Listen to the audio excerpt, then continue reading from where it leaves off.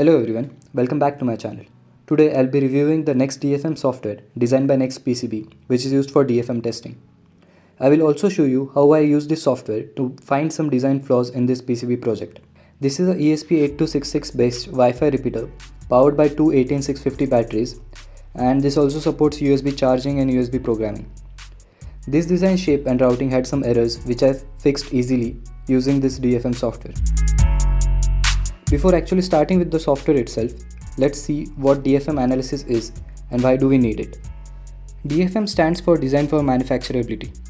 This process compiles PCB layout topology to reduce problems that can be encountered during PCB fabrication and assembly processes required to manufacture an electronic system.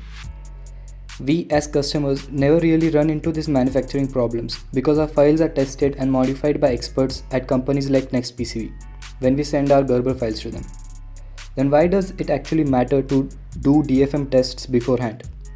When a company must get a PCB design manufactured on a bigger scale for a product, guessing if the problem is in design itself or the manufacturing process is an expensive guessing game. So engineers and makers can test their designs beforehand to avoid mistakes, save resources, and manufacture a flawless PCB.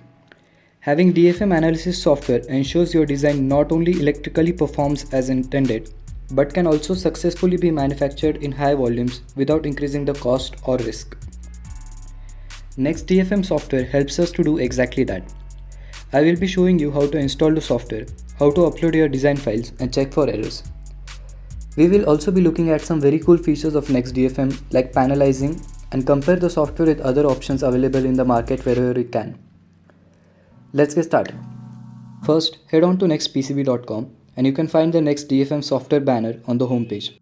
Click on this and you will be redirected to Next DFM's homepage. Here we can download the Next DFM software, which is completely free. After the zip file is downloaded, go ahead and unzip the file and run the setup. This will install the software.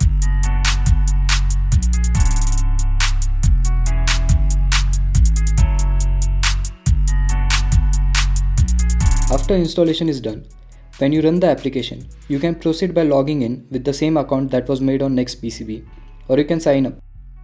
As mentioned before, the software is completely free and all we need to do is sign up with an email. Now the software is ready to use.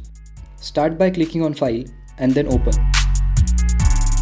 Browse to your project files and include all the Gerber files at once. For Gerber files, the software can automatically identify the layer type, automatically adjust the drilling format and align. For PCB files, this software can directly analyze without the tedious steps of reading all the files.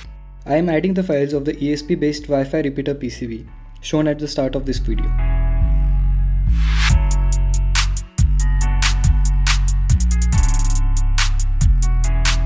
Here you can click on Design or Simulated button to check how the PCBs will look in real life. You can change the PCB solder mask color and also the PCB finish. It can cover CAM 350 and Gerber View's picture viewing function, phone-like operation, and supports physical simulation renderings. DFM analysis can be done by clicking on this button on the left. Next DFM will analyze the whole PCB and show more than 20 tests done for same. One-click analysis of common design pits can be done. It can accurately locate the problem, combined with design side problems or production side problems and factors affecting prices, etc., giving various optimization solutions. Here you can see dangling track and the hole to track spacing are displayed red and rest are green. However, copper to edge gap test is yellow, which means it is less critical error as that of dangling track. Now, when I click on dangling track, the software not only shows me the error, but also what this test exactly means. So someone like me who is new to DFM analysis can understand how to fix this issue. When clicked on the error, you can see that the track is not connected to the resistor. This is a design issue and not a manufacturing problem. Next, we will check hole to track spacing. Here there are two USB port wires that are triggering this issue.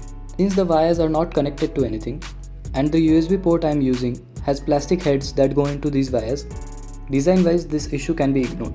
But this can be a problem for manufacturer and may increase the overall cost of the design. Now the last warning that was shown was copper to edge distance.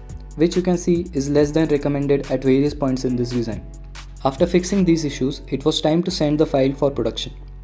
We can view real-time pricing based on the analyzed data, and the price details are also given, so that users can predict the cost when designing, making the cost more transparent and the direction of cost reduction is clearer. This way I avoided loss in terms of both time and money. We'll be ending with features like panelization and impedance calculation. After going to tools, click on panelization. We can add how many number of PCBs we want in a row or in a column. We can add the spacing between them and create a big panel. This way manufacturers can make multiple designs in a single substrate and hence save time.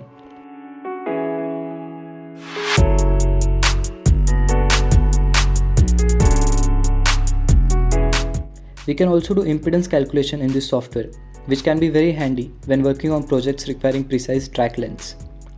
Impedance calculation in this software is simpler than SI 9000. More on this Wi-Fi repeater will be posted soon. Currently I am testing it for runtime and Wi-Fi range. So stay tuned for that. Don't forget to like the video, share it with your maker friends who might be interested in DFM analysis or are new to DFM analysis, and subscribe to my channel. See you soon.